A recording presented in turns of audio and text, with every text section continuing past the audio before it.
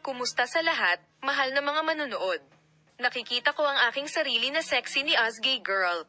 Ang pagiging mahal ay isang kahangahangang kapangyarihan.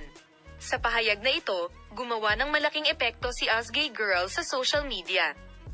Bago pumunta sa mga detalye ng aming video, huwag kalimutang mag-subscribe sa aking channel, panoorin ang aming video hanggang sa dulo, ibahagi ang iyong mga saloobin sa amin sa seksyon ng mga komento at ibahagi ang aming video. Ngayon ay lumipat tayo sa mga detalye ng aming balita. Ikinuwento ni Gay Girl ang tungkol sa kanyang relasyon kay Serkan Kayaglu. Napakaswerte ko. Iminulat ko ang aking mga mata para magmahal araw-araw at nagising ako na alam kong mahal ako.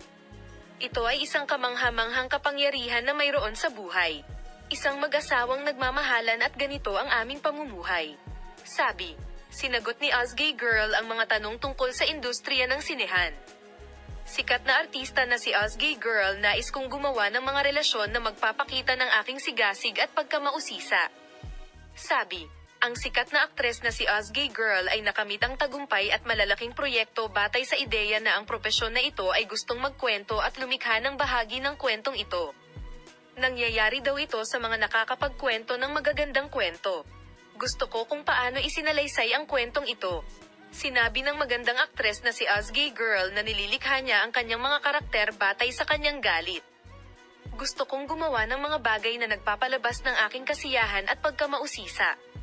Ito mismo ang propesyon kung saan ipinahayag ni Gay Girl ang sexy bleeding. Ito ang punto kung saan inihayag ng aktres ang mga bagong pag-unlad sa paksa.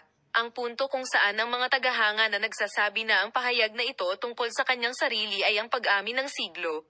Mahal na mga tagasunod, gagawin ko ipakita sa iyo ang mga bagong pag-unlad sa paksa. Panoorin ang aming video hanggang sa huli at manatiling nakatutok sa amin. Huwag kalimutang paalam.